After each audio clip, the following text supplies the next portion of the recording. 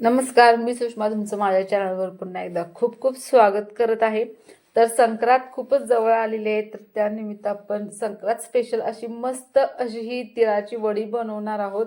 अगदी अचूक प्रमाणासहित कोणीही बनवेल तेव्हा अजिबात ही वडी बनवायला चुकणार नाही, अशा पद्धतीने ही रेसिपी तुम्हाला मी सांगणार आहे। त्यासाठी हा व्हिडिओ पूर्ण बघा, सांगितलेल्या टिप्स फॉलो करा आणि मस्त अशा ह्या तिळाच्या वडीचा आस्वाद घ्या।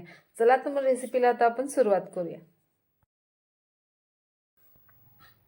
तर सगळ्यात पहिल्यांदा मी गॅसवरती एक कढई ठेवलेली आहे, त्याच्यामध्ये आपण तीळ घेतलेले आहे। तर 1 कप तीळ किंवा 1 वाटी तीळ तुम्ही म्हणू शकता। तर ती तीळ आपण 2 ते 3 मिनिटं कढईमध्ये चांगली परतून घ्यायची आहे। तर तेलाचा वगैरे किंवा तुपाचा वापर न करता फक्त कोरडी तीळ आपल्याला ह्या कढईमध्ये परतून घ्यायची आहे।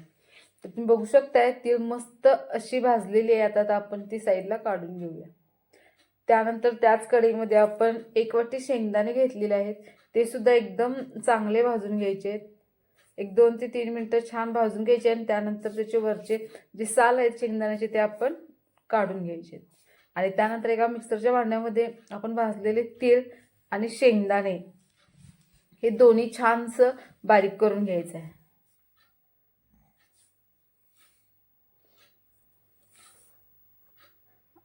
तर त्यानंतर तुम्ही बघू शकता शेंगदाण्याचे वरचे आपण साल सुद्धा काढलेले आहेत। तर हे आता मिक्सरला छान फिरवून घेऊया। तर या पद्धतीने आपण आता हे मिक्सरला फिरवून घेणार आहोत। तर तुम्ही बघू शकताय, तर अशी त्याची पावडर आपण बनवून घ्यायची।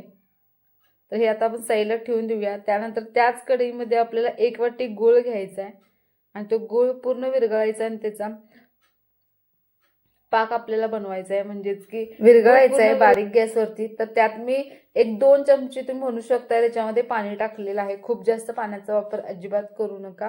आणि त्यानंतर या पद्धतीने ज्या वेळेला हा पाक किंवा गूळ जेव्हा विरघळेल तेव्हा आपल्याला गॅस बंद करायचा आहे आणि त्यानंतर आपण जी तयार केलेली पावडर आहे ती याच्यामध्ये टाकायचं आहे। तर इथं तुम्ही गुळाचा पाक म्हणू शकता की चेक करू शकता। एका वाटीमध्ये पाणी घ्या आणि त्यात तुम्ही या पाकाचे 1-2 ते 3 थेंब टाकून तुम्ही बघू शकता त्याची छानशी गोळी तयार झाली असेल तर हा पाक तयार झालाय असं समजायचं आणि त्यानंतर गॅस बंद करायचा।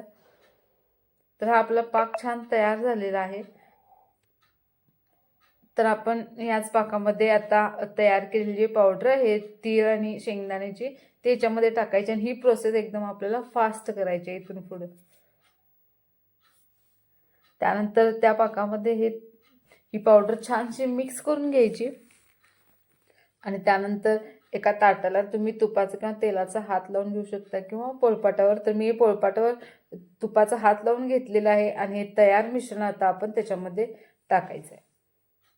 तर या पद्धतीने आपण ते मिश्रण तयार केलेलं याच्यामध्ये टाकायचं गरम गरम असताना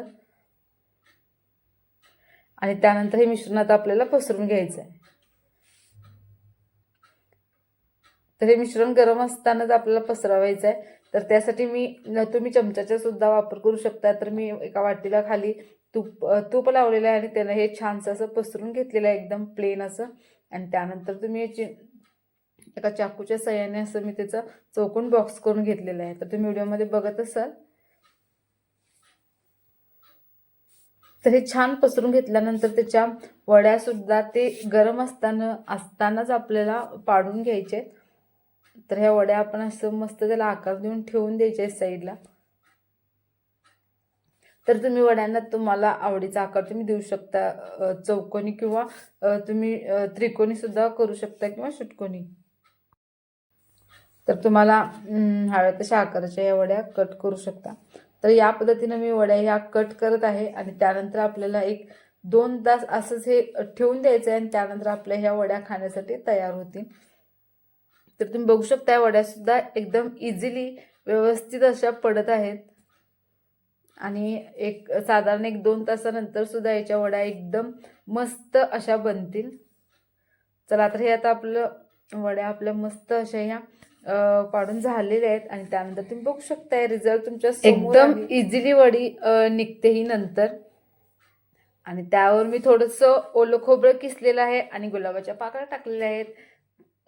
चला आता आपल्या मस्त अशा ह्या तिळाच्या वड्या खाण्यासाठी तयार झालेले आहेत. रेसिपी आवडली असेल तर लाईक करा. तुम्ही पण घरी नक्की ट्राय करा. अजिबात तुमची ही बिघडणार नाही, अगदी परफेक्ट होईल.